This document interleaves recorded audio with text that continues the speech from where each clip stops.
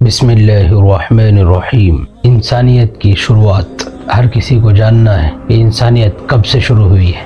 اگر غور کیا جائے، انسان ایک شاہکار ہے، انسان ایک عجوبہ ہے، انسان ایک بہترین عمدہ کریشن ہے، مخلوق ہے، جسے دیکھ کر حیوان تو حیوان، چرند و پرند تو چرند و پرند ہے، خود انسان بھی حیران اور ششدر ہے کہ یہ کیسی مخلوق ہے، یہ عجیب، عمدہ، اعلیٰ خدا کی کاریگری ہے، کریٹر کی کاریگری ہے۔ اب سوال یہ کہ اس کا وجود کہاں سے ہوا، اس کی شروعات کہاں سے ہوا؟ اس میں دو طرح کے نظریے، ایک نظریہ ایوولوشن کا، علم ارتقاء کا، اور دوسرا نظریہ مذہب کا۔ ایوولوشن کا کہنا یہ، علم ارتقاء کا کہنا یہ، انسان کی جو شروعات ہوئی ہے، اب کا جو موجودہ انسان ہے بہترین عمدہ شکل کے اندر، وہ ازل سے، ابتدا سے اس طرح کا بہترین بنا ہوا نہیں آیا، بلکہ نباتات اور جمادات سے گزر کر ہزاروں سال کا عرصہ بیت چکا، لاکھوں سال گزر چکے، صدیاں گزر گئی، اس کے بعد مختلف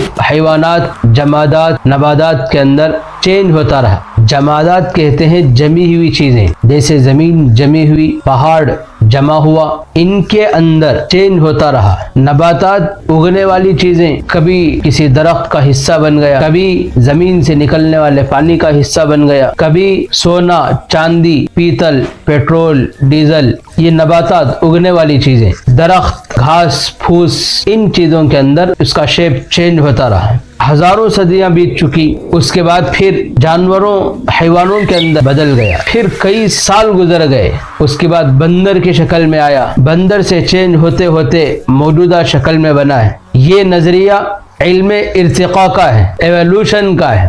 مذہب کا نظریہ یہ نہیں ہے۔ مذہب ہمیں یہ نظریہ دیتا ہے کہ موجودہ جو انسان ہے، یہی انسان کو رب ذوالجلال کریٹر نے، خالق کائنات نے، تمام عالم کو، آسمان کو بنانے والے نے پہلے دن بنایا۔ ارشاد فرمایا، لقد خلقنا الانسان فی احسن تقویم، کہ ہم نے انسان کو بہترین سانچے میں ڈھال کر پیدا کیا۔ ایک اور جگہ فرمایا، وَلَقَدْ كَرَّمْنَا بَنِي آدَمَ وَحَمَلْنَاهُمْ فِي الْبَرِّ وَالْبَحْرِ وَرَزَقْنَاهُمْ مِنَ الطَّيِّبَاتِ وَفَضَّلْنَاهُمْ عَلَى كَثِيرٍ مِّمَّنْ خَلَقْنَا تَفْضِيلًا۔ اور حقیقت یہ ہے کہ ہم نے آدم کی اولاد کو عزت بخشی ہے، اور انہیں خشکی اور سمندر دونوں میں سواریاں مہیا کی ہیں، اور ان کو پاکیزہ چیزوں کا رزق دیا ہے، اور ان کو اپنی بہت سی مخلوقات پر فضیلت عطا کی ہے۔ ایک اور جگہ فرمایا، وَإِذْ قَالَ رَبُّكَ لِلْمَلَائِكَةِ إِنِّي جَاعِلٌ فِي الْأَرْضِ خَلِيفَةً قالوا أتجعل فيها من يفسد فيها ويسفك الدماء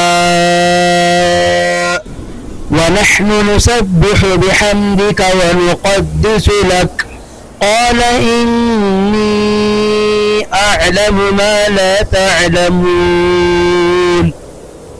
اور اس وقت کا تذکرہ سنو جب تمہارے پروردگار نے فرشتوں سے کہا کہ میں زمین میں خلیفہ بنانے والا ہوں۔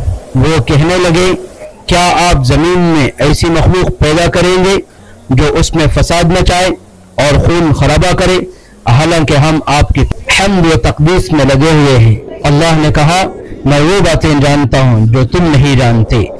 ایک اور جگہ فرمایا، عرضنا الأمانة على السماوات والأرض والجبال فأبين أن يحملنها وأشفقن منها وحملها الإنسان إنه كان ظلوما جهولا۔ ہم نے یہ امانت آسمانوں اور زمین اور پہاڑوں پر پیش کی، تو انہوں نے اس کے اٹھانے سے انکار کر دیا اور اس سے ڈر گئے، اور انسان نے اس کا بوجھ اٹھا لیا۔ حقیقت یہ ہے کہ وہ بڑا ظالم، بڑا نادان ہے۔